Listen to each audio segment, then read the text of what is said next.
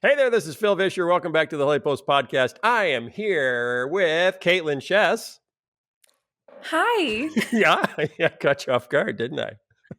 Yeah. You never got top billing. And Skye Jitani. Hi. Kaitlyn's here again because we record these two at a time. So we had Kaitlyn booked, so we said let's do two, and then we can stay on our normal schedule. We are, is it still cold there, Kaitlyn? Still cold in Dallas since we last talked to you? Still cold. I bet, though, by the time this airs, it will be like 75 again. Yeah, things will have recovered. We can only hope. And now it's time for the theme song. What's the news that you like the most? Who's your favorite podcast host? If it's breakfast, get your toast. It's Skye and Phil and the Holy Post. Skye and Phil and the Holy Post. And sometimes Christian. Okay, we're back to talk about a really fun topic. I haven't done any news in the butt for a while, and I kind of, just letting that rest. Sometimes you have to let the butt news rest because people get overexposed to your butt. Yes. Yeah. Yes, Kaitlyn. My mom's been listening to the show, and she called me the other day about your animal news. And she was like, why do they never talk about this silly stuff when you're on? And I was like, I think they know my lane, Mom. Like, I think I know my lane. I think they know my lane. Okay, this is for Kaitlyn's mom. Hi, Kaitlyn's mom. This is just for you. We're going to do News of the Butt. And now it's time for News of the Butt. And here's the News of the Butt, which I don't even have to look at a reference because it's lodged in my mind since I read it. China is moving away from nasal swabs for testing coronavirus and is moving toward anal swabs. And all I want to say about that is it really changes the drive-through testing experience. all I'm going to say. No, sir. No, you roll down the window, but you're presenting the wrong end. You need to. Okay, and this has been news. You want to say something? No, I thought I made it through without you engaging. I thought if I can just get through this without Skye kicking into gear. Is it more accurate? Yes, it's more accurate. That's why. Hi. Now, you want me to go into the physiology? No, I don't. I'm sure we have all had COVID tests, correct? I have not. No. Really? I think I've had COVID at least 7 times, but I've not had a test. My wife has had a test. Every time we decide we have COVID, she goes and has a test because she's slightly more let's see if I can find the right adjective. Hypochondriacal. Hypochondriological.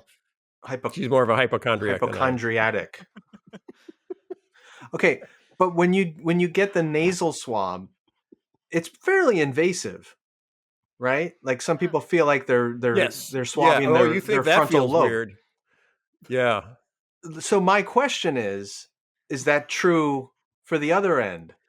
Oh yeah. Well, the nasal swab, it's not just a Q-tip because it has to go like way back into your brain. Right. So it's like 5 inches long. How far up? 6 feet. Is it like a colonoscopy? It's a 6 foot. Yeah. It's a 6 foot Q-tip. And you have to have it administered through your car window. So it's very challenging. Doesn't anal swab sound like the worst 80s metal band ever? Okay. Kaitlyn, this is your opportunity to say to your mother what you would now like to say to her since we did this just for her. I think she's going to be really disappointed. What are you spending your time doing on this podcast? This has been the News of the Butt. This has been the News of the Butt. Okay, now what we really wanted to talk about before I am proud right now to be an American. Stop. Yeah. Can you imagine trying that in South Dakota? Where it's like, we know you don't want to wear a mask, but... Talk about government overreach. Or underreach. I'm not sure which. Okay. Let's talk about Christian nationalism. In lighter news, let's talk about Christian nationalism. Because Christian nationalism is like a virus that we all wonder if we have it, and how do we know if we have it, and which swab do we need to use to find out. And Samuel Perry, who co-wrote with Andrew Whitehead, I got it right. We actually had to re-record this because I messed up the name so badly. Andrew Whitehead and Samuel Perry wrote the considered the foremost book on Christian nationalism. Samuel Perry, to help out people like us, recently did a 10-tweet thread to help us. It's like an at-home test. It's like an at-home COVID-19 test. Yeah, if you lose the smell or taste for truth, you might be a Christian nationalist. Yeah. And if your toes turn not red, but red, white, and blue, you might be a Christian nationalist. Okay, let's see. Let's go until we have all 10. What else? Jason, your turn. Get ready, Kaitlyn. You're next. If you're ... you might be a Christian nationalist.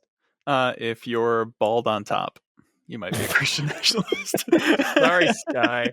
What does that mean? Have you seen most of the people who are at the Capitol?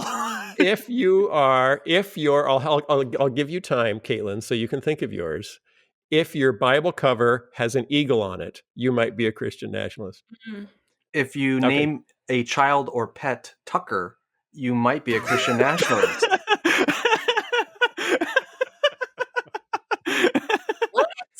If your church makes a bigger deal out of the 4th of July than they do out of Epiphany, you might be a Christian nationalist.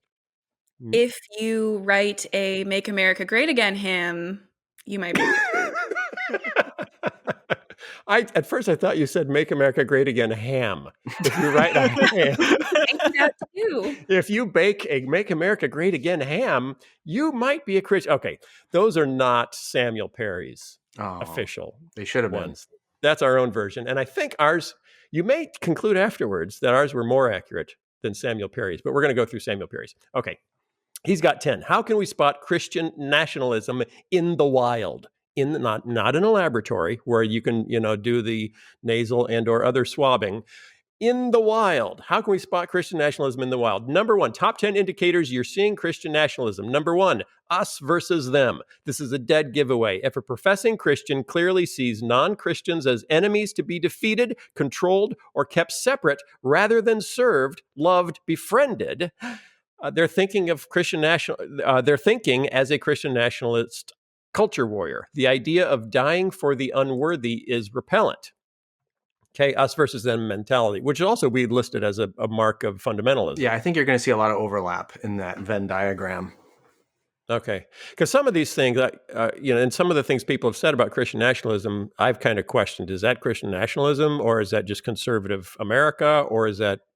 Because some of the things, like someone said in one definition I read, that heteronormativity was a part of Christian nationalism, which would make communist China very Christian national. Well, it would also make like 98% of world history. Yeah, right. Okay. Number 1, us versus them. Number 2, culture versus person. When a Christian talks about the Christianity people need, does it sound like they're talking about a culture, values, morals, worldviews, behaviors, or a person, Jesus? Christian nationalism isn't about folks meeting Jesus. It's about white conservative dominance. Kaitlyn? I don't really like this one very much. Yeah, I was having a question about this one too. What's your issue? I agree with the last part, that there can be a version of a Christian culture that is really just white American values. And we have trouble distinguishing between white American values and Christian values. But I do think we're supposed to not just have an individual relationship with Jesus. We're supposed to be in a community, and communities have cultures, the language we use, including values, morals, worldviews. I don't think it's so much culture versus person. I think it's distinguishing what I grew up believing to be Christian culture, which is a mix of legitimately Christian kind of culture and white American culture, and being able to distinguish between those and say, there are things I think of as distinctly Christian that aren't, they're just middle-class white American things that actually sometimes can be antithetical to a legitimately Christian culture. Like, caring a lot about my financial stability, that might make sense in the churches that I grew up in, but is that actually sometimes antithetical to being generous, to serving the poor, to those kinds of things? But I don't think that's a culture versus person thing. I think that's what culture are we trying to show people, not are we showing them a culture at all? I think his point here isn't it that you're fighting a culture war rather than evangelizing the lost, kind of? It's much more about winning a set of values wherever they may come from in the name of Christ, rather than actually winning people to Christ. Maybe, yeah. Or we need you to adopt Christian morality rather than narrowly adopting. defined. It usually doesn't Yes. include things like social justice or anti-racism. Yeah, but even if it does, but you're pushing for that more than a Right. relationship with Christ as the goal. You're trying to conform people into a culture, not transform them through discipleship. I've shared this before, but I did a sermon years ago about talking about not getting caught up in politics, and some guy came up to me afterwards, and we're talking about this for a while, and he had adult children. I said, listen, at the end of the day, is it more important to you that your children know Christ or that they vote Republican? And he said to me, what's the difference? Right. That's, I think, conflating the two things. Yeah. Right. And Yeah. that's what he's saying we shouldn't do. Yeah. Okay. I'm moving on. Number 3, contempt for the cross. Christians don't take up their cross in Christian nationalism because real Christians don't lose in this life. They win. Laying down one's rights for one's enemies is like surrendering. It's un-American for losers. Therefore, it's also un-Christian. Do we think that's a real? That seems like a pretty extreme thing to say. I got to be a winner because I'm a Christian. Well, I think it's an over-realized eschatology. It's this view that Jesus died on the cross. We're grateful for that, but he rose from the dead and he's given us victory. And because he's victorious, we're victorious. Okay. And now so we're winners. Right. We're not losers. It's not take up your cross. It's take up your sword and, win the world for Jesus is kind of the attitude. Okay. Kaitlyn, you strongly shook your head at me. You strongly disagreed with me. I'm telling your mother this in case she's just listening and not watching, so she didn't know you did that. So what was your point? Just that, yeah, I mean, I think we underestimate how many people in our churches have this idea. Mostly because I think we equate that with like prosperity gospel stuff. And we go, oh, if I'm not at a prosperity gospel church, I don't have people sitting in my pews who are like, to be a Christian means to be successful and to win at things. But man, people really think that, especially when it comes to the laying down your rights part. We really don't talk enough about that as a uniquely Christian thing to do. Is that different though? Is that different than, follow Jesus and live biblically, and you're more likely to win at marriage? You're more likely to win in your parenting. Is there a part of that there that's okay? Or is even that? I think it's really closely related and it's dangerous. Yeah. It shouldn't be about what I get anyway. Like, other than eternal life, it's not about the things that I get. Kaitlyn, how are we supposed to sell this? It's tough. Do you remember the Passion of the Christ movie? I do. I only watched it once because it hurt. I went and saw that movie with a group of Christians, some of whom were from a Catholic background and some from a Protestant evangelical background, and we were debriefing afterwards. And it was so fascinating because the general response from the Catholics was, I can't believe how much Jesus had to suffer for my sin. And there was like this guilt sense, right? And the Protestant response was, I'm so grateful Jesus suffered that way so I don't have to. Right. So it was a sense of, the cross is there and I'm grateful for it, but now I don't have to do that. I don't have to suffer because he did. And now I can just live victorious. And it was really stark. So following Jesus really is more eschatological. Yeah. Following him in victory. Right. Not the whole take up your cross and follow me is, well, first give me time to whittle this cross into a really cool sword, and then I'll follow you to the end times. Yeah. Is that what we're trying to do? Like we've completely switched out Calvary for Revelation? I think we've just given up Good Friday for Easter Sunday. We've jumped over it. And that's what we emphasize because that's what people want to hear. And evangelicalism is a more market-based consumeristic version of Christianity. Okay. Moving on. Number 4, Old Testament Israel equals American Christians. If a Christian's telling you how Jesus followers should live as Americans and their theological paradigm is how Israel was instructed to live in Canaan, you've got Christian nationalism, ethnic conquest, blood and culture purity, theocracy, not New Testament Christianity. That's a pretty extreme example, I think. If you've got blood and cultural purity, that's way out there. Is there there's a more neutered version of that, or a less isn't there?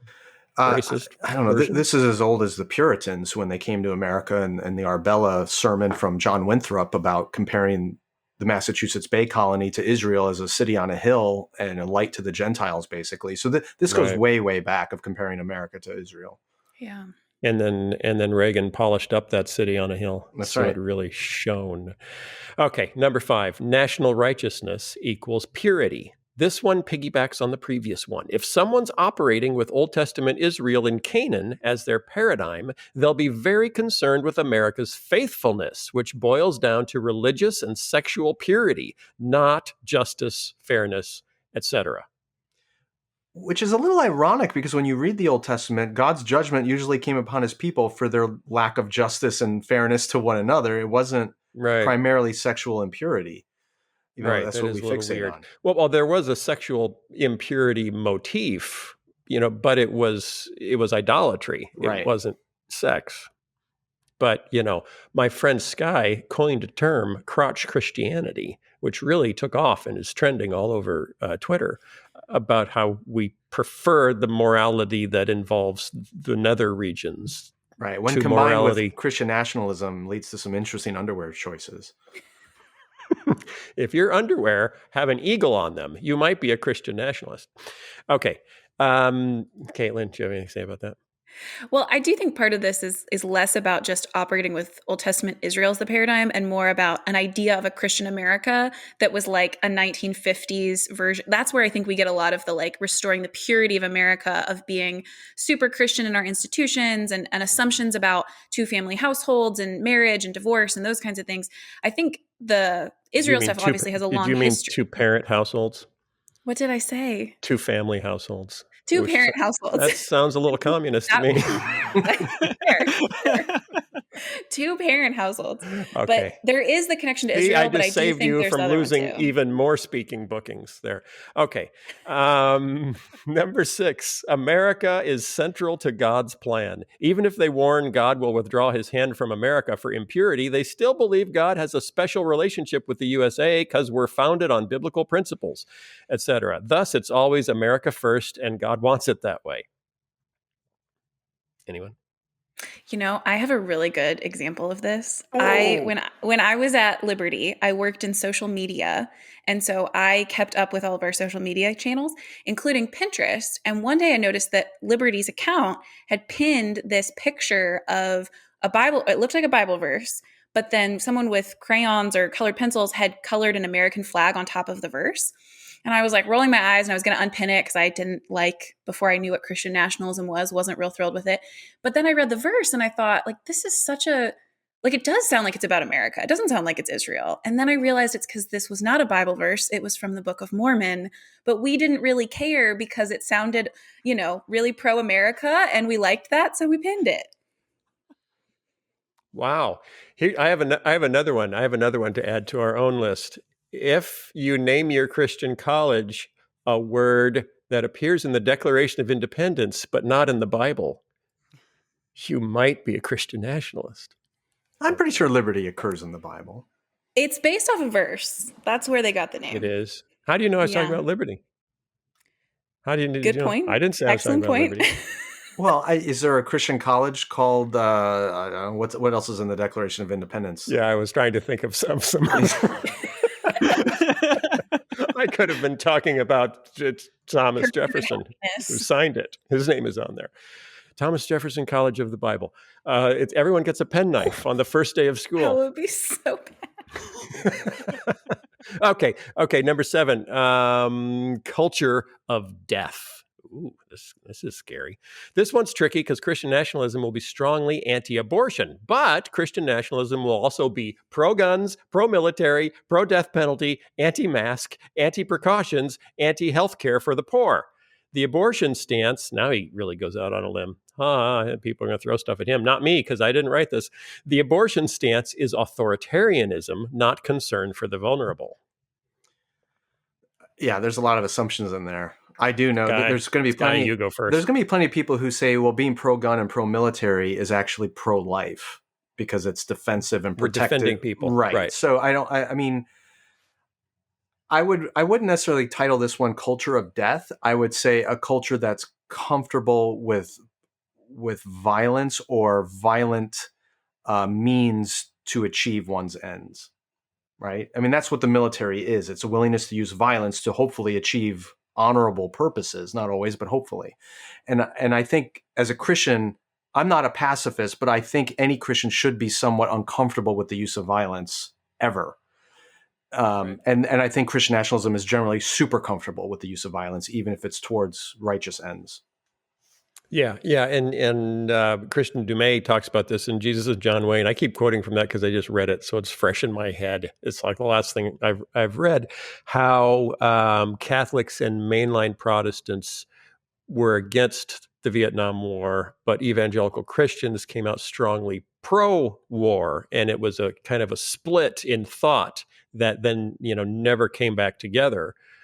Similar to the fundamentalist modernist split, but this one was about the view of the military.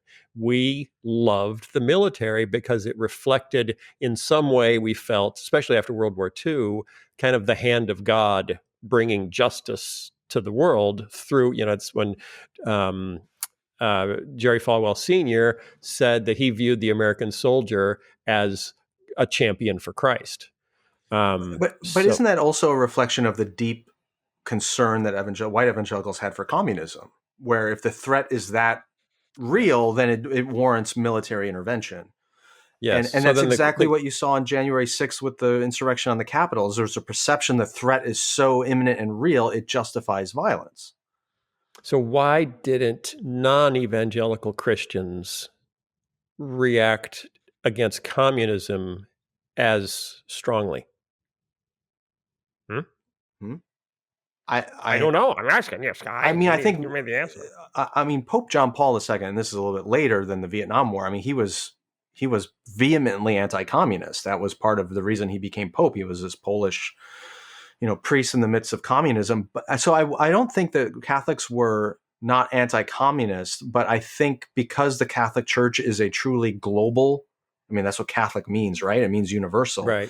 I think because it is global, it doesn't take one national identity as above, which is part of the criticism. Well, Roman Catholic shouldn't be president. Blah, blah. And now I'm remembering in that chapter of Jesus and John Wayne the discussion of like the Contra affair in Central America, where Catholic priests on the ground were on one side of it, and evangelicals in America were on the other side of it. Right. Where we were supporting the despot because the despot was anti-communist, and Catholic priests there were against the despot because he was cruel.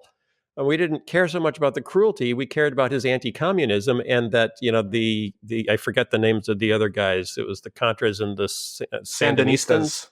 Yeah, the Sandinistas, that they were communists. Not to be confused with the Calvinistas, which are angry Calvinists. Yeah. Right. All right. We got to move on.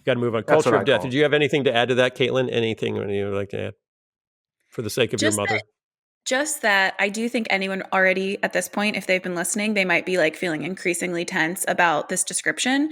It's helpful to remember that part of what Samuel Perry is doing is telling us that this is not Christianity. This is Christian nationalism. It is something distinct from the global historic faith of the church. And so all of these things that sound really intense are identifying a separate movement that is not our faith, not the faith itself. Okay, thank you. Number 8, selective Bible quoting. Nobody ever does that. That's crazy.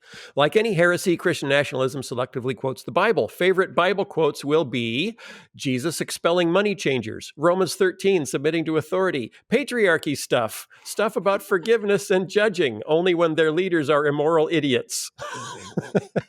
So conditional interpretations of the Bible. I got to tell you, Jesus expelling money changers has been thrown at me a surprising amount in the last 6 months. Really? Yes. In what context? In the context of me saying, wow, you're really being unkind in your interaction on social media. Oh. Of calling someone out for being kind of a jerk on social media as they're arguing either against me or against someone else on one of my pages.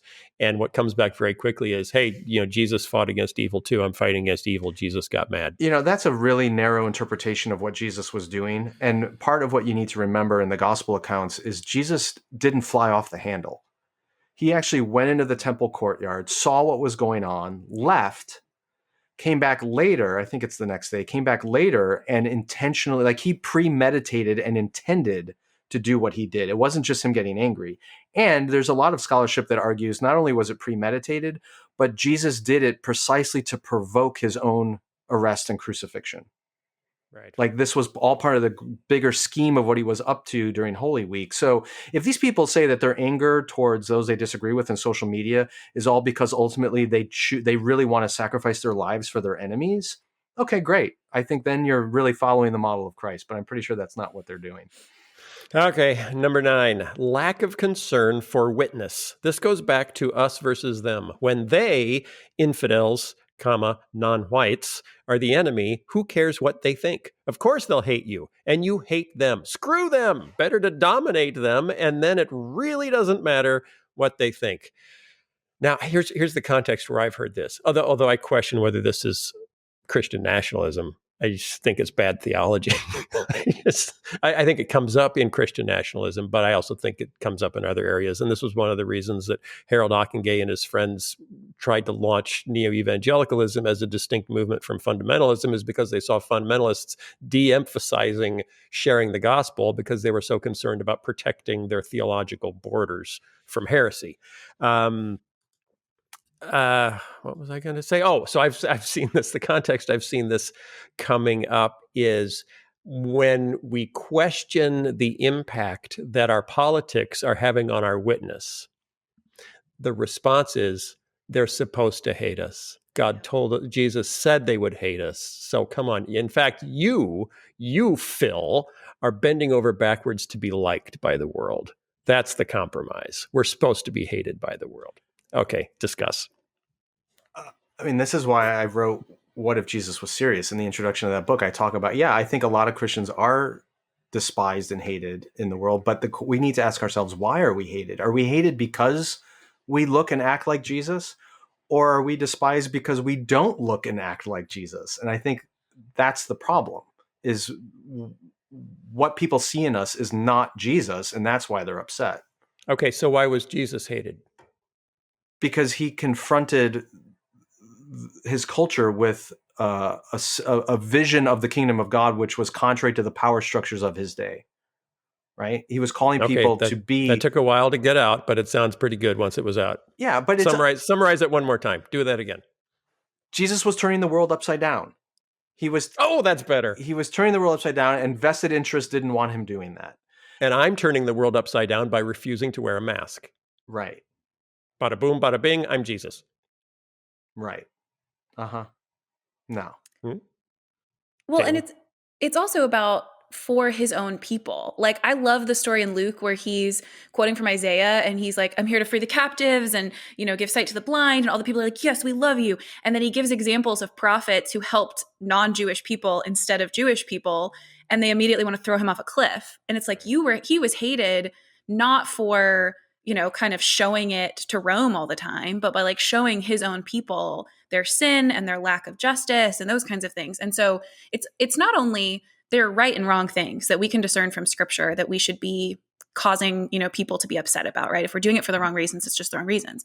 But also, are we doing it for the sake of the church and saying the hard thing to our own people and taking that kind of backlash versus just constantly like the very first one on this list, us versus them, just constantly being like, they're the bad guys. We're going to show every wrong reason, instead of being like, Jesus was hated by his own people for showing them their own sin in themselves and taking the consequences for it too. Not, like you just said, Phil, going to the cross for the sake of people who hated him, as opposed to then throwing a fit when they were upset because he told them the truth.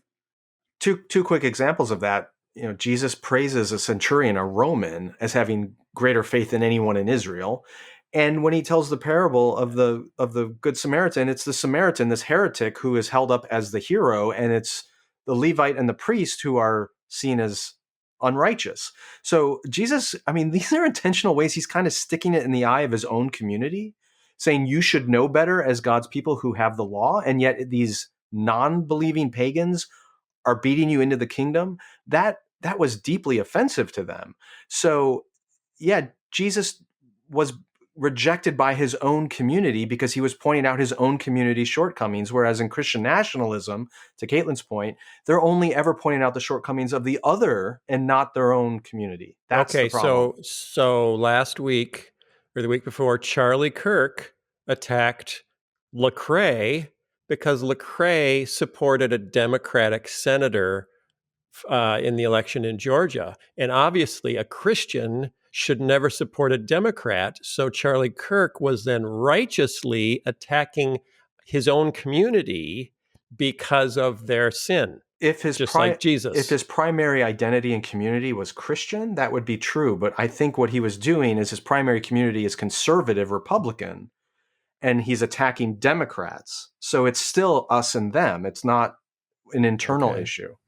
I see. Oh, okay. So even though he and Lecrae both consider themselves followers of Jesus, Charlie Kirk was thinking about different team banners, jerseys. Yeah, Lecrae's on the other team, therefore it's okay to condemn him. Got to take him out. Right. All right. Kaitlyn, anything else to say about that? Well, just also the reason why we look to Jesus as an example is because he was perfect. If we're looking at people in our current context, people like Charlie Kirk, who are making a platform for themselves off of drawing those harsh lines between Christians, off of saying inflammatory things, they no longer become the voice of authority that we get to go, oh yeah, you're doing the right thing by calling Lecrae out. If you haven't shown care for the Christian community, I mean, Jesus said the hard things to his own people and also cared deeply for them and took care of them. If we're not doing both of those things, if you're building a platform off of just either doing the culture war thing or just the internal criticism all the time, then it seems like you're out for something other than the sanctification of the people of God. Right. Well put. Okay.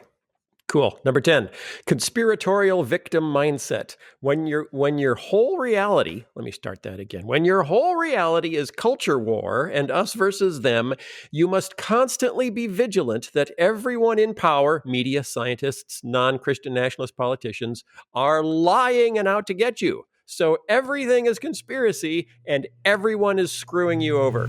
Do we see any of that? We see. I mean, I have devout Christian relatives who will not read a story from a mainstream news source because they're lying and they're out to get me. Right, and we are designed to avoid cognitive dissonance. We don't want to and bump into anything that might question what we think or believe. That's not just true of Christian nationalists. That's true in general. Okay, so we wouldn't say that that's a sign in and of itself of Christian nationalism. I think what is it a sign of? I think these 10 things are like a recipe that when they're all together, we put them all together. Right. It isn't that you can't use this in other things. It's not unique to Christian nationalism, but it's definitely part of the recipe. Right. I we need to wrap up, but I've been doing some thinking, Skye and Kaitlyn.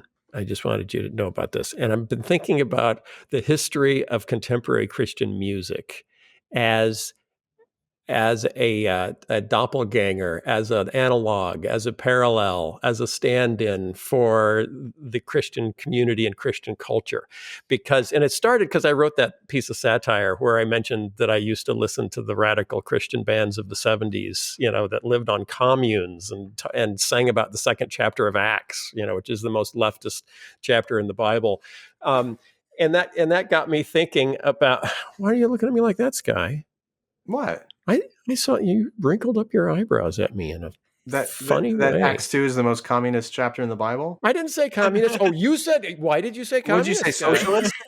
I said leftist. You said communist. Sorry. Oh, that was Freudian. I think chapter 4 is up there too, Okay. Whatever. Okay. And so then I'm thinking about contemporary Christian music and like the first Christian rockers. Okay, Larry Norman. And if you're Kaitlyn, you will not have heard of a single person I mention in the next 5 minutes. I just want everyone to realize I am also 10 years younger than Phil. Also, you think Kaitlyn's 10 years younger than I am? I'm just saying we are not exactly of... I know, but every time I list an old show that I don't think you've watched, you said you watched it as a kid in reruns. Yeah. So I figure you've listened to all these. Did you listen to Larry Norman in reruns? I didn't listen to Christian music as a kid. Because that's right. You don't know anything. Neither of you know anything I'm talking about. I was raised on Three's Company and, Larry Norman was... The early Christian rockers came out of the Southern California Jesus People movement. They were radical in multiple ways. They were countercultural on two different axes. First of all, they were countercultural against the rock scene, which they came out of, the secular rock scene. So they didn't do drugs. They didn't die of overdoses. They didn't drink and party. So they were countercultural against their rock and roll peers. Secondly, though, they were countercultural. They were hippies. So they were countercultural against their parents, even their parents' Christianity of comfortable suburban, got to have 2 cars in the garage and, white picket fence. They rejected that as well. Keith Green, who was one of the early, he kind of invented soft rock for Christians, started out as he was going to be the next teen pop sensation before he became a Christian. He was raised Jewish. And then Donny Osmond got the gig at the same record label that he was at, and he was kind of pushed aside. It's like Donny Osmond's in, Keith Green is out. And he fell into drugs and he fell into drinking, but he was a really good singer-songwriter. And then he met Jesus and was radically saved. He bought 2 houses and filled them with homeless people. He ended up renting 3 more houses on the same block, he and his wife, and basically started a commune, and whoever needed a place to live. And then he ended up moving in 79, I think, to Texas and buying a 40-acre farm and moving the whole commune to Texas because his neighbors in Southern California were complaining about all the homeless people on the lawn. So he gave away his albums for free. He wouldn't accept money for his albums. If you just sent him a request, I want that album, he'd send you the album. The guy was nuts. Okay, so he was countercultural on 2 axes. He was countercultural against the rock and roll culture, the hedonism of the world, and he was countercultural against the complacency and the comfort of the church.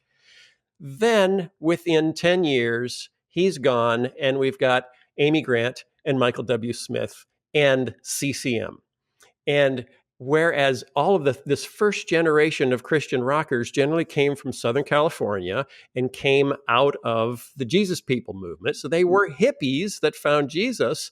The second generation of Christian rockers, the Amy Grants, Michael W. Smiths, and a few others, came up in the Midwest. Michael W. Smith was from West Virginia. Amy Grant was from a very wealthy family in Nashville. In fact, if you've ever been to north of Franklin, to the area north of Franklin, there's a huge development that was all former family land of Amy Grant's family.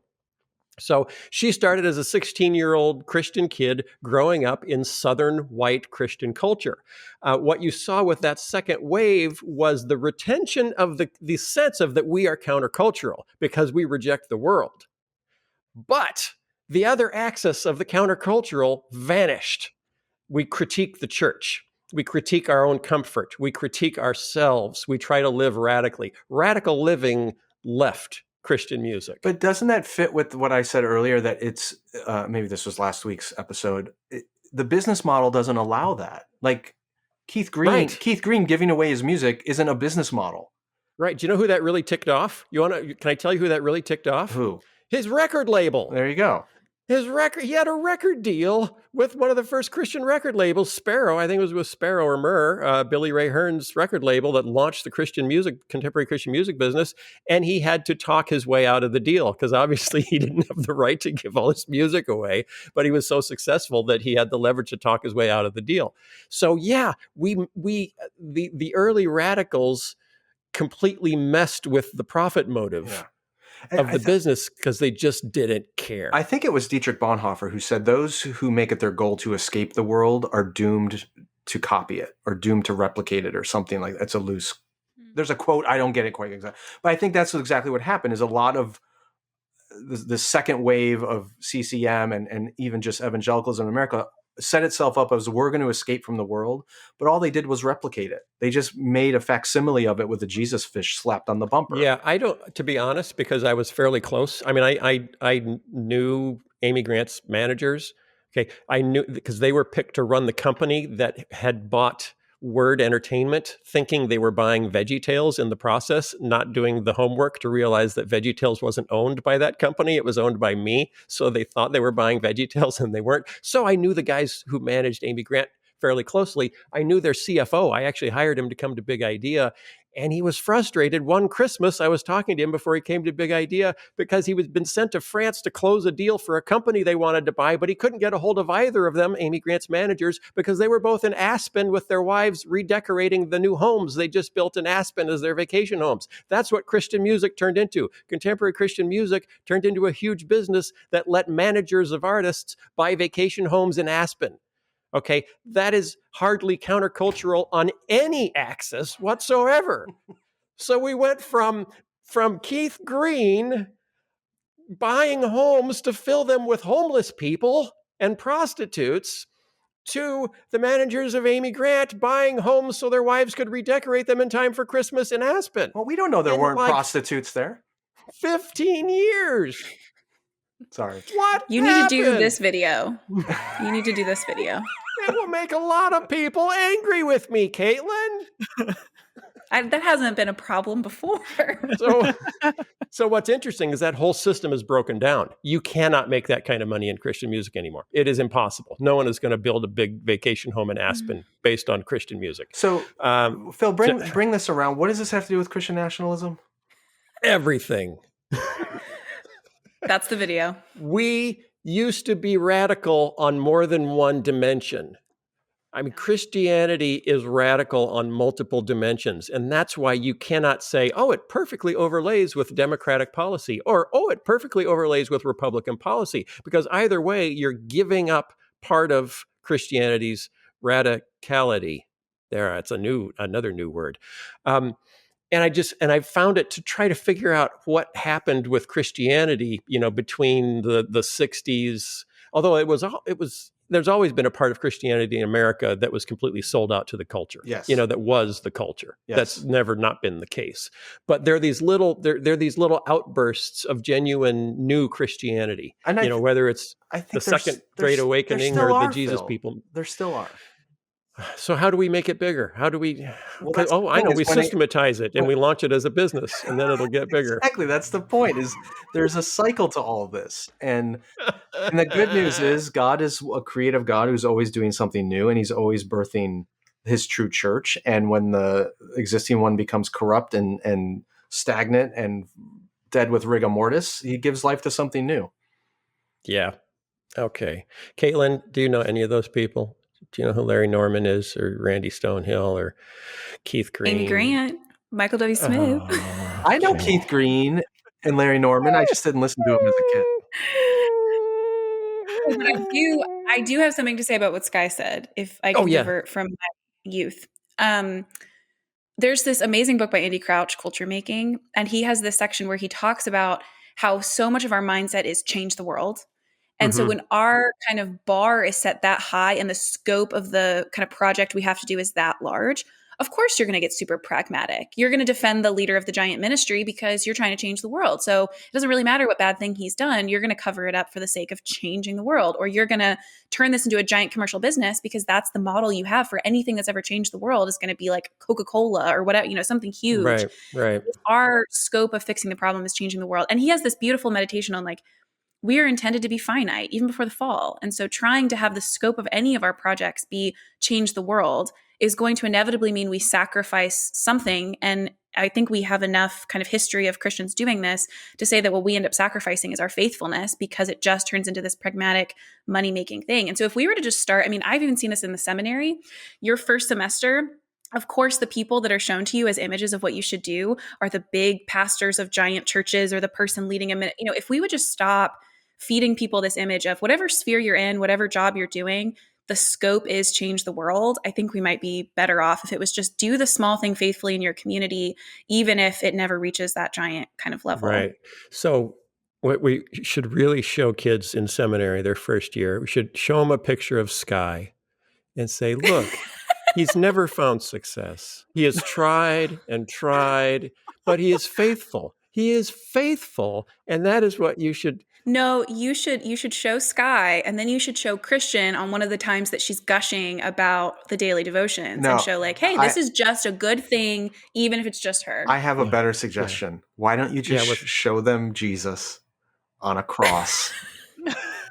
White Jesus with blue eyes and sparkling blonde hair. Our model is the cross. Our model is Christ. That is what we are called to. And that means if your dream is to change the world and to be famous and a best-selling author or world traveling speaker with your masseuse riding and coach, like that needs to be crucified. You need to give that up and follow the way of Christ, and He will do what He will do. Are you saying Jesus masseuse didn't ride and coach? Where did Jesus masseuse ride? Okay. We got to wrap it up. That was very interesting. Thanks, Kaitlyn. Thanks, Phil, I think. This was wild. We learned a lot. We learned a lot that day about a lot of things. And we have a guest, right, Skye? We have a I guest. hope so. I don't know if we have time for one anymore. We have a guest. Oh, I don't think this went long. Oh. Although I stopped counting Yeah. about an hour ago, but I don't think it went long. Okay. Then Okay, yeah, we have a guys. guest. Thanks for tuning in. We'll see you next week. This week is the beginning of Lent. Have you ever wondered why Christians give up something during Lent, like chocolate or sweets or Netflix? It's not just to sacrifice something randomly. The whole point was to take out some of the distractions in your life so that you could have more time to focus on communion with God. If that's something that you desperately want, to deepen your life with God, I encourage you to find something that you can remove from your life, but to then take that space to add something new in. And that something new could be With God Daily, the daily devotional for people who hate daily devotionals. I started With God Daily back in 2014 because I couldn't find a daily devotional that I really liked, one that was intellectually rigorous, culturally relevant, and deeply engaged in Scripture. With God Daily comes out 5 days a week via email. It's formatted for your smartphone, or you can get the mobile app, which allows you to look at past series as well as engage the audio devotional.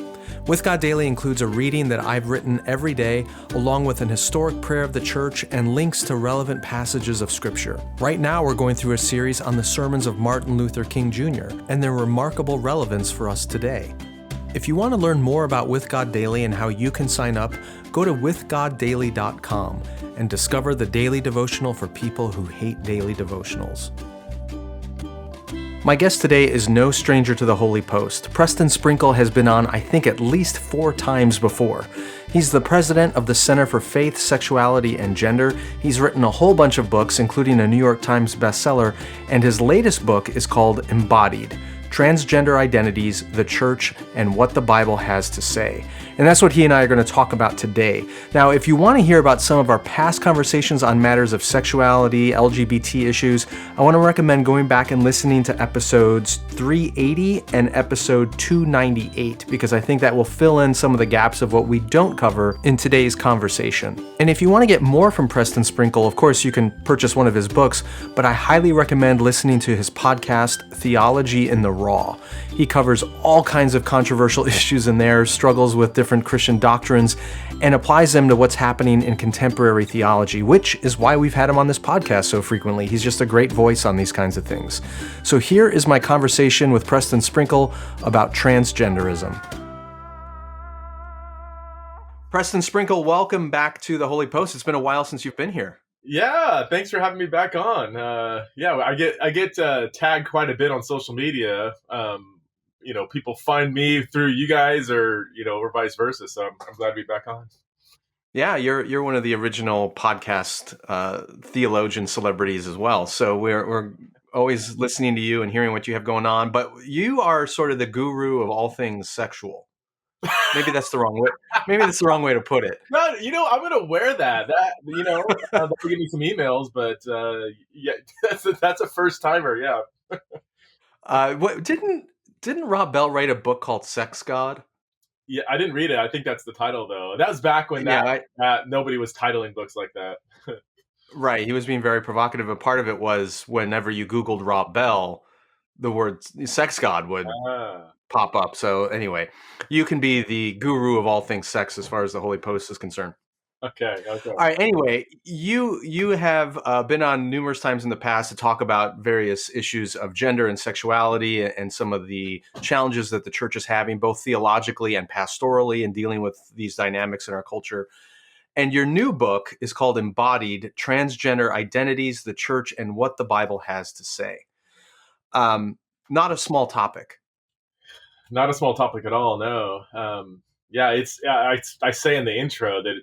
I think I say in the intro that this is the most challenging book I've ever written.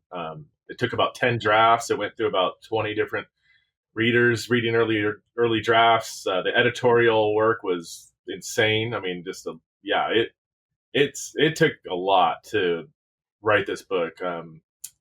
So there's 2 major challenges to this book. Number one is there's just a lot of intellectual questions that linger behind the trans conversation. And yet at the same time, if all you do is just talk about the intellectual stuff, you just mow over people and obviously Right. want to do that. So having the right tone and yet depth and making it accessible was not easy. But I'm happy with how it turned out, and I hope people are encouraged and blessed and challenged by it. So I imagine another challenge is there isn't 2,000 years of church writings and history and theology on this topic. no, So yeah. you're blazing a trail a little bit here, at least in the context of history, and trying to figure out what is the Christian view on these issues, which are so recent, frankly, in a lot of our cultural conversation. Yeah, so there's not, like you said, there's not hardly any history specifically on this topic, but there are a lot of there has been a lot of Christian reflection and work done on significantly related themes, like the theology Right. of the body, what it means to be a sexed image bearer, the relationship between the soul and soul and the body and spirit and so on. So there are kind of surrounding theological and philosophical themes that are important. But yeah, this specific question of if somebody has this incongruence between their internal sense of self and their body, what does that mean for human identity? Like that kind of question it's not something Christians have wrestled with throughout the ages. Yeah. Okay, so let's begin with just defining some terms, because I think for a lot of church leaders, parents, anybody who's engaged in these issues and conversations, there's just confusion over what these terms mean. So can you define what is the difference between transgender, non-binary, and genderqueer, for example? Right. Maybe I'm missing some. There's probably others in there that I'm not thinking Yeah. of. I mean, we can, I'll address those in a second. That the most important terms to understand is the difference between sex and gender itself. Especially when the term gender is kind of embedded in like a lot of the, gender queer, gender fluid, whatever. And what is gender, but yeah, so with those, I mean, non-binary typically is somebody who says, I don't identify as wholly male or wholly female. I'm somewhere in between. And they may even, the term non-binary too is almost like a subtle maybe protest against the binary, that male and female aren't the only two options, whereas transgender traditionally assumes the binary. Like it would be a male who identifies as female, and those are the two options. And of the two, they would not identify with their or as their biological sex. So non-binary just kind of says I'm in between. Gender queer. Anytime you see the word queer in a term, that's going to bring a whole new set of assumptions and commitments. It used to be a derogatory term, right? Queer. I mean, you and I are the same age, and that was a slanderous term towards gay people in particular. But now it's been kind of resurrected, especially among younger people. They often prefer the term queer, and it's. I mean, you ask two different people, you might get three different answers what they mean by gender queer.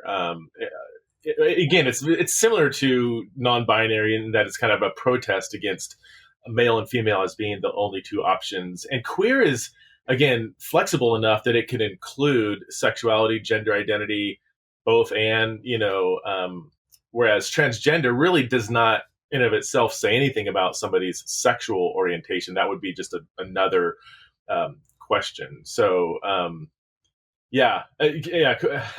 And sometimes that, you're familiar with academia enough. I mean, in a lot of secular academic institutions, you have the rise of like queer theology and, which comes, people would say it's kind of more of a postmodern approach to everything, really.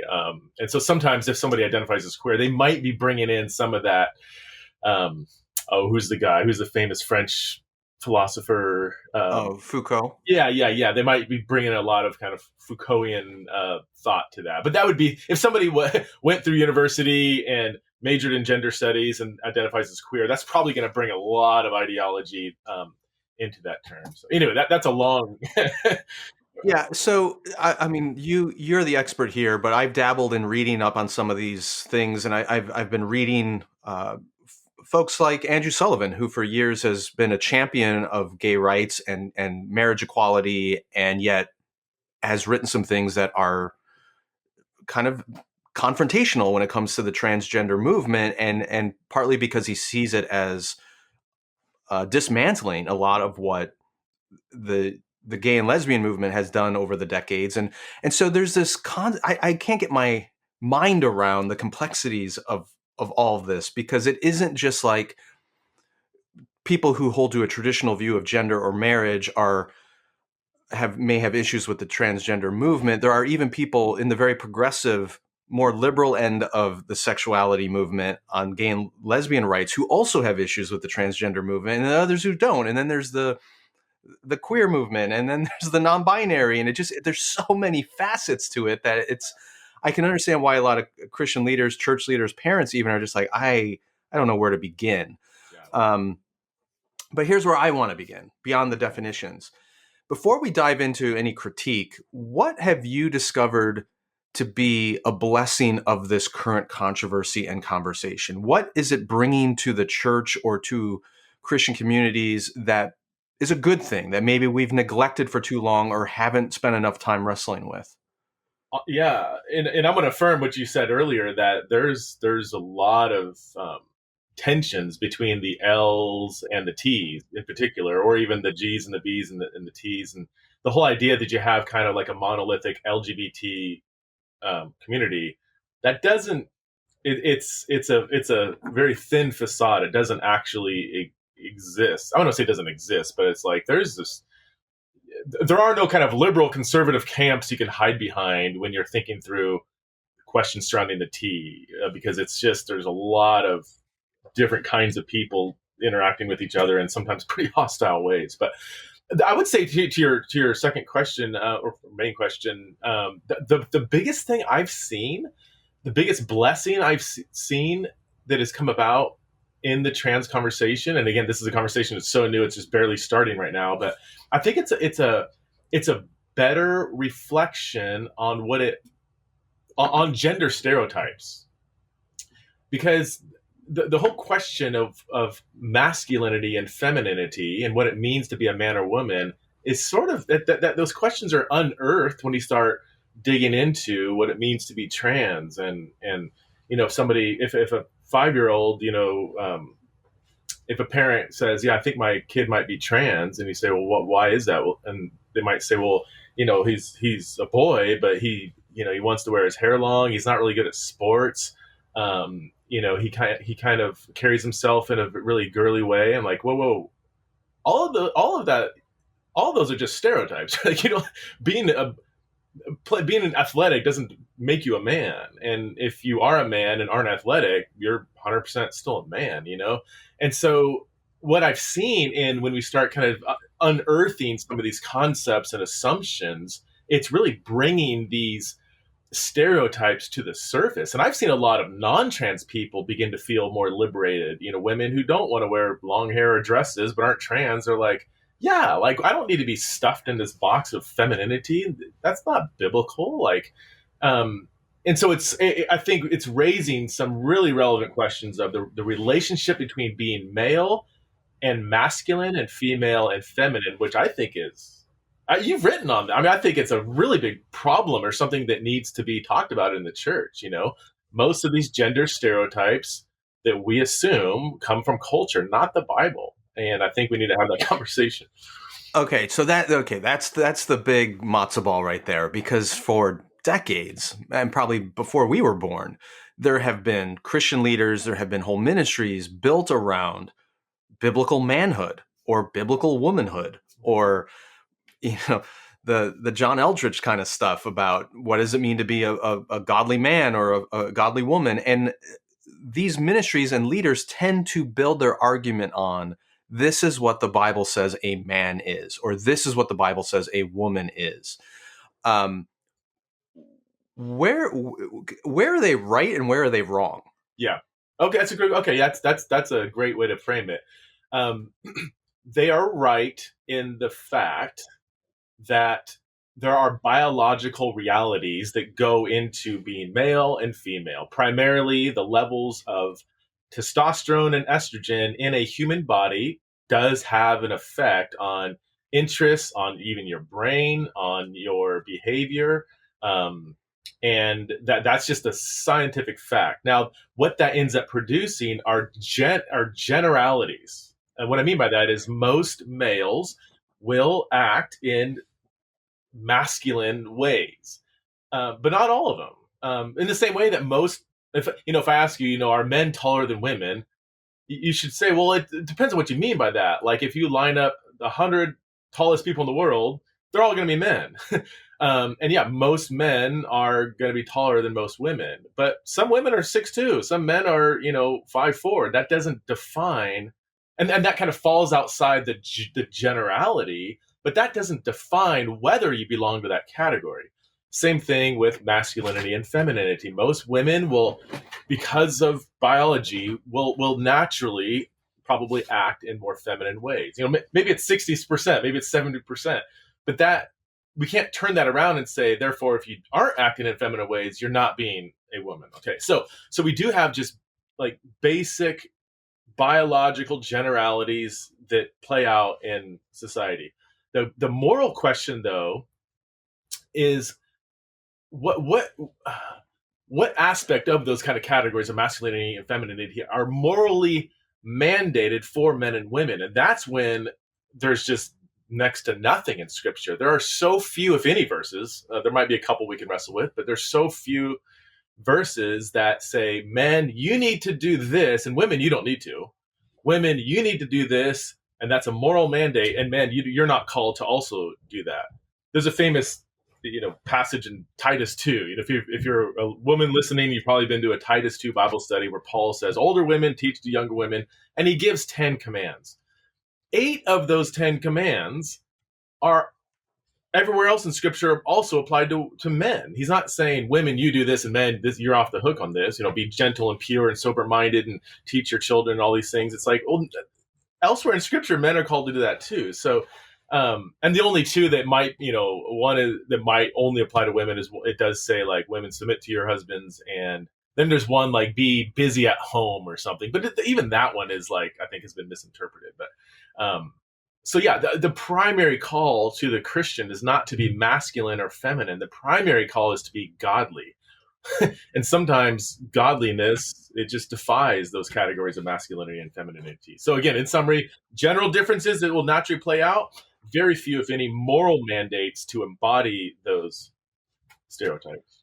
So maybe my perception is skewed here, but it feels to me a little bit like in the last, 20 years, as we've seen the advancement of a lot of LGBT causes culturally and politically, there has been a desire on the part of some within the church to even grasp more tightly to the gender stereotypes that we've inherited from our culture.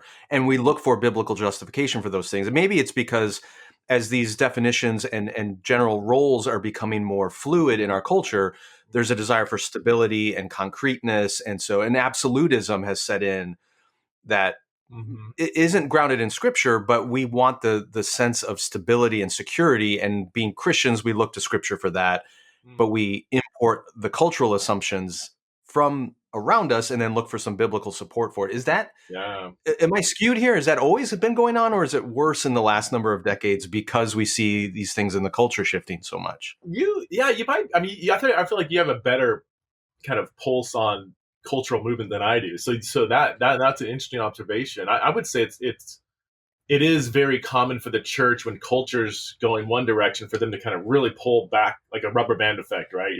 We're being pulled this way, so then they kind of hunker down and pull harder the other way. So it would make, because in culture there is I think an unhelpful assumption or movement that, it's not movement, but I mean this assumption that men and women are equal, which obviously is true, equal in value, but that doesn't mean we are exactly the same. Like you can be different yet equal, but in order to achieve equality, there is an attempt to flatten out differences. And again, I'm speaking more in generalities. And this goes into the whole, like, how come there's not more women in tech or like computer science and stuff? And some of that, again, goes back to it. I don't think if there are more women in, if there's more, men in tech industries, that means that women are less qualified. I think some of that does go to general biological differences, and there's been a lot of really liberal people that have pointed this out. I mean, or, Steven Pinker, one of the most brilliant psychologists in the world, he pointed this out in his book, The Blank Slate, and a lot of people who are just looking at biology, they're like, it's okay if there's like different outcomes in men and women. Obviously, a woman is fully qualified to be in tech, but there may be more men and women in tech for just biological reasons. So, yeah, I got off track, but so yes, I think in our cultural movement, there is an attempt to try to diminish basic kind of sex differences in order to achieve equality. So it would be natural for the church to kind of like maybe overemphasize some of those differences to push back against the cultural tide. Is that fair to say? Yeah. I think that's part of it. And it's not just that there are more ministries out there teaching about a complementarian view of this is what men do and this is what women do, or this is biblical manhood or womanhood. But there also seems to be this affirmation of, Kristen Dumais wrote this book, Jesus and John Wayne, which is, just everywhere right now, which kind of talks about the hyper masculinity that has been part of American evangelicalism for a long time, but it seems to be just on steroids right now, where there is this celebration of hyper aggression among Christian leaders. And I wonder if part of that is an overreaction to what is perceived to be an attack on masculinity by the culture. But anyway, apart from maybe a helpful correction for the church and some of its assumptions about gender, what about the current trans conversation in our culture worries you? Where do you think it is something that the church needs to appropriately critique or at least offer an alternative perspective on? That's a great question. I would say really, really quickly and hands down, there is a big debate within the conversation about trans teenagers or, pre-adolescents even. So how do I set this up? Well, there's in mainstream medical communities in America, at least, it's kind of different in the UK and Europe. But there's an approach to trans teenagers or even trans kids called the gender affirming approach. Meaning, if a kid comes out and says, I'm trans or my gender identity is different than my body, then there's really not a whole lot of questions about that. And there's a whole saying, if a kid says they're trans, and they're trans. And there has been, in some cases, a frightening fast tracking of kids through social, hormonal, and then surgical transitioning. And this is not, so I'm not a conspiracy theorist. I'm not a person that's like, ooh, you get scared about this and wait, watch out for the boogeyman over here. Like, most of the time people inflate that, those kind of narratives. But in this case, there's some frightening stuff going on. I mean, in a medical journal, one of the leading trans affirming kind of medical professionals, Joanna Olson Kennedy, she got a $5.7 million grant from California to perform double mastectomies on girls as young as 13 years old. This is in a peer-reviewed medical journal. This is not some like Fox News, whatever. I mean, this is like, and people are like, whoa, wait a minute. Like, a 13-year-old girl comes out and says, I think I'm a boy, and we're going to cut off her breasts at 13? And she even there's a comment she made. She's like, look, if they want to get breasts again, they can just go get them. I'm like, a breast is not just some like fatty tissue, like that is an organ. Like, no, they can't. No, that's not a scientifically valid statement. And to think that a teenage person, a teenager, really has a firm understanding of who they are, like, and then we're gonna medicalize them like this. It does sound Orwellian. If you've read 1984, and I've tried to say no, it's not that bad, no, but I'm like, no, it's pretty bad. I mean, in Oregon, they lowered the age of consent down to 15, so a 15-year-old can go get irreversible surgeries without a parental consent, and they're trying to get the age lower and lower and lower. So now, like in the UK, there's major lawsuits going on. There's one big one. Well, sorry, there's one major lawsuit happening with Kira Bell, who was transitioned as a teenager and kind of fast tracked through this, and now she's like 22. And she's like, where were my caretakers? Like, I was a confused teenager, and you guys just medicalized me, and now I'm left with the results because of your ideology, your fear of like digging into my life a little bit. You know, I just came out and said I was trans, and everybody just said, all right, let's do this, you know. And Okay, so I think people are probably familiar with some of these issues and the controversies around it, but taking a step back for a minute, there's a general perception of conservative Christians in at least our society as kind of being anti-science, right? Because they're against any evidence about climate change. Many of them are young Earth creationists who don't want to have evolution taught in the schools, and there's this kind of eye rolling that goes on from others. Oh, those conservative Christians who deny, you know, proven scientific reality. But yet this feels like a case where those on the extreme left are guilty of denying proven scientific reality on a couple of fronts. One is, as you've mentioned, like children and teenagers are going through a development process of self-actualization and understanding that often takes weird twists and turns. And to ignore that and allow for permanent medical and surgical changes to bodies is basically take all that, you know, century of psychological study of developmental teens and throw it out the window and say, no, this transcends all of that. And then it also throws away what we talked about at the beginning, that there are proven biological differences between male and female bodies that are complicated.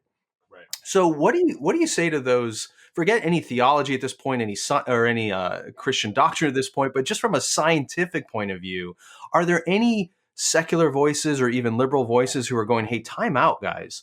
We need to think about this not just ideologically, but scientifically. Well, so the answer is a bold yes. I mean, and you said something really important when you said the far radical left. This is not unlike the kind of same-sex marriage debates where you had conservatives on one side and then liberals on the other. Those categories don't exist here. Most of the people who are really concerned and speaking out against medicalizing teenagers would be very liberal. Most of them are like feminists, lesbians. They're on the liberal side of virtually every other social issue. There is a small but very loud, powerful group on what I think you use the phrase, you know, the radical left, that it is liberals themselves who are saying, hey, look, this sounds like science denying fundamentalism. It sounds like you're letting ideology lead the way here. I mean, again, I have several friends that are endocrinologists, and they said it's eerie. Like, if there's like an advancement or a new kind of discovery within endocrinology, like at a conference, we'll have people hash it out. There'll be dialogue. There'll be scientifically led research. And they said it just kind of happened overnight where all of a sudden, here's a new protocol.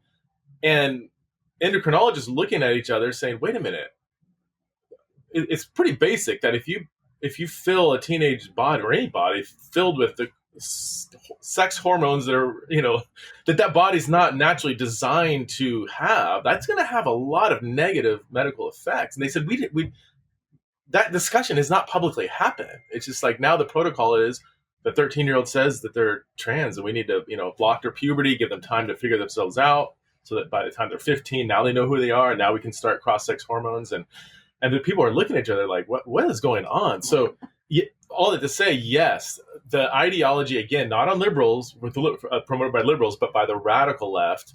And I want to be careful here, but every way I look at it, it does feel like science denial of the highest order.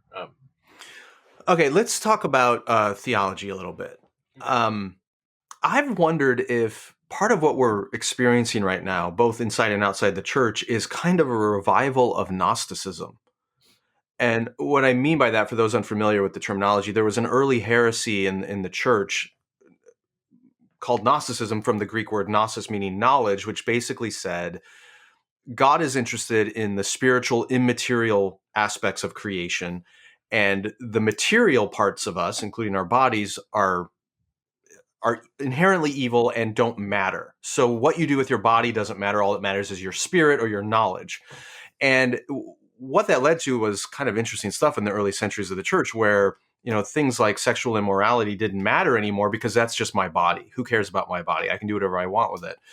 And I wonder if are we in that again, where all this is happening because we've so utterly separated the self from the body that my biological makeup at birth is totally irrelevant to who I am as a person now. So I can just cut breasts off and put them back on whenever I want, like I'm some kind of Mr. Potato Head or whatever. Like, what do you have a theological framework that guides you as you're engaging this stuff? Is it Gnosticism? Is it something else? I have a whole chapter on that. It's so within a I'll call it a gender affirming ideology, which says that your internal sense of who you are is more fundamental to your human identity than your body.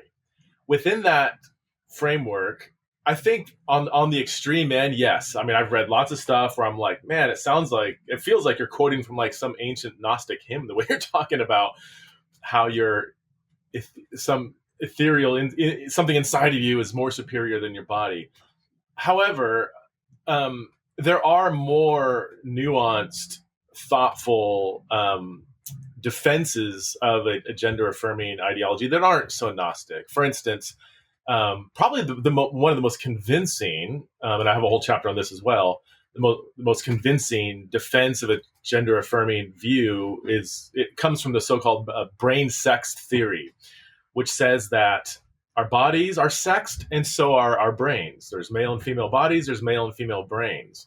And a robust Christian approach to that could say, well, wait a minute, we also believe in the fall. I believe human nature has fallen. So could it not be that in some rare cases, a biological male was born with a female brain? And then we have to, if that's true, and I actually don't, I push back against, I don't think it's valid for various reasons, but let's just assume, if that's true, then who are they? Is it their body or their brain that determines whether they're a male or female? And again, I think there's problems to the argument for across the board, but that is at least, I think, a thoughtful attempt to say, we don't want to be Gnostics. We don't want to dismiss the body, but there's some very real incongruences that can happen between the body and the brain. And then which one wins out? I mean, if we took out Skye Jatani's brain and put it into another body, would that be a Skye? Would that be you? And the answer is complicated, really. But I mean, yeah, I think so. Like, I don't know. Like, it's So again, there are some flippant Gnostic-like statements and assumptions that are pretty prevalent, but there are some more thoughtful explorations to this question.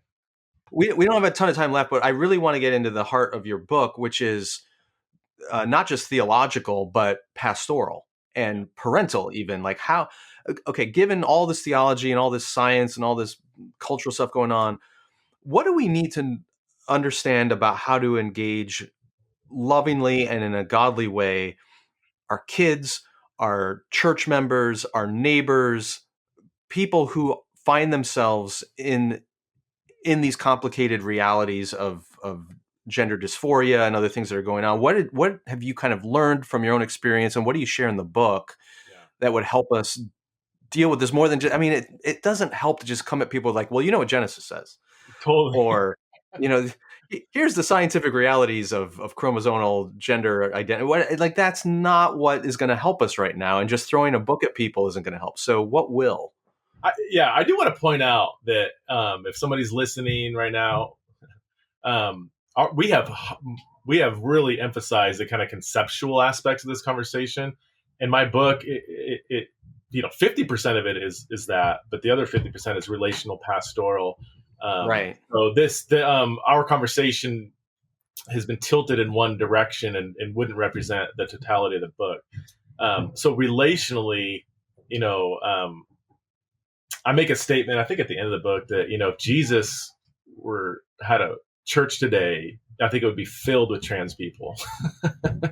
We should want more trans people, not less, to come into our churches, not so we can fix them, but so that we can value them and love them and be loved by them and help them and have them help us.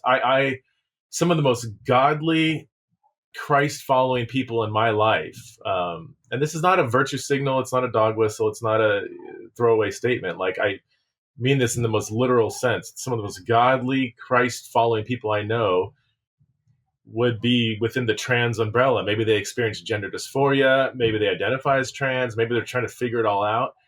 But I personally have been impacted or pushed toward Jesus with various trans people in my life, and also people that are wrestling with, say, gender dysphoria or their gender identity, or they're just trying to figure this out. Like, when you sit down and listen to their lived experience and how they see the world as through this minority experience, where 99% of people just go throughout the day with not even questioning whether they're male or female or what that means, and to live day by day, minute by minute, with this incongruence, this anxiety, some welling, like massive anxiety sometimes just to go outside. Like that gives you a renewed heart for the poor. It gives you a renewed heart for the marginalized. It gives you a renewed heart for people who are physically, disabled. It gives you a heart for all kinds of people that have a minority experience. And this is what I want the church to learn from our trans identified brothers and sisters.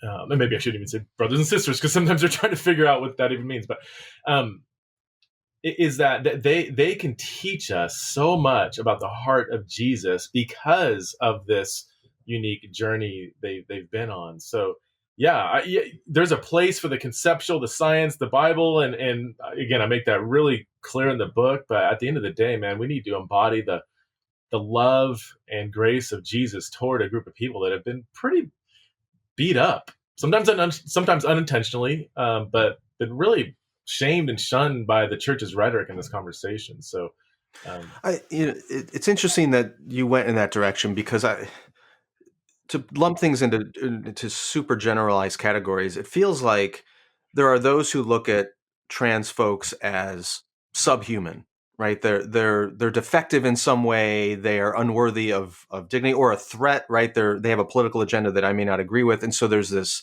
dehumanization of them. The next category are those who would say, hey, they're created in the image of God too. They are my neighbors or my fellow citizens. They deserve tolerance and dignity. Fine. Okay, I can do that. No big whoop. The third category, though, is kind of where you're going is, yeah, that's true. They are created in the image of God and worthy of dignity and respect and should be tolerated. But you're going a step further and saying, no, actually, these are folks who are vessels of God's grace and can actually minister to us through their stories and experiences if we will open ourselves up in relationship to them and be humble enough to learn and shut our mouths for a little bit and maybe admit we haven't gotten everything figured out yet. Yeah. That's the third part. I think a lot of people are either haven't experienced or are not as willing to go. Yeah. And that's why I'm grateful your book opens up that possibility. It's not just let's be tolerant, it's let's be humble and learn something here. Yeah, no, that's it. And, we live in the age of such volatile culture wars, right? I mean, goodness gracious, the last couple of years, last year in particular, this year, it's not slowing down. Right. And that's okay. It's we live in Babylon, and Babylonian leaders fight and bicker and whatever. But what's sad is when the church absorbs that tribalism, and that tribalism becomes the lens through which it views topics like trans. So they hear some trans activists, on some media outlet, and then they get angry and say, no, you're gonna, brainwash my children in public school. And some of these are legitimate concerns, but let's not let a small group within the group of loud activists who got media attention, whatever, let's not let that kind of shape our heart and how we think about, trans people. The bathroom thing, right? That always comes up, the bathroom policies and all this stuff. And there's concerns there. I think we should respond thoughtfully and gracefully. When I personally have never met a trans person who is like, no, I want to change bathroom policies. They just want to pee. They just every single trans person I've talked to, when they go to a church, whether they're part of the church, Christian, not Christian, whatever, the first thing they do is look for a gender neutral bathroom. Because they're like, if I have to go to the bathroom, I know I'm supposed to use the one that aligns with my sex, but sometimes people mistake me for being the opposite sex because of what I'm wearing or whatever. And then, one of my friends says, it's a lose-lose for me. She's female, knows she's female, but it has more of a tomboy kind of presence. And she says, if I go in the bathroom, you guys tell me I'm supposed to go in, and I get women screaming at me, "Get out of here, you little boy!" And I have to deal with like piles of shame for the rest of the day. And no, I'm not going to go back to that church again. So well, it does feel like there are, and this is true of numerous issues in our culture, where the only people who really get heard are on the extremes. Yeah. And then they leverage those extreme voices from the other side to freak us out. And there's a whole bunch of us who are closer in the middle, who may have a theological or biological or scientific point of view on this topic that differs from someone else, but there's a lot of grace and understanding and willingness to converse about it. But that's not what gets profiled. That's not what gets highlighted. All right, we are out of time, Preston, but I can't thank you enough for being willing to, as you mentioned at the beginning, it was a ton of work to put this book together, and you are navigating a very dangerous minefield here with, not just with content, but with tone and everything else that you mentioned. It's so hard, but we need voices like yours in the church who are helping us think theologically, scientifically, culturally, and pastorally about all this. And that's what Embodied does, this new book of yours. Thank you so much for putting it together. Thanks for having me on, Skye. I appreciate it. The Holy Post podcast is a production of Phil Vischer Enterprises, that's Phil's company, and Skye Pilot Media, that's Skye's company. Production assistance by Julie Betcher. Editing by Jason Rugg. Help us create more thoughtful Christian media by supporting us at patreon.com/Holy Post. Also, be sure to leave a review on iTunes so more people can discover thoughtful Christian commentary plus ukulele and occasional butt news. Visit holypost.com for show notes, news stories, and more.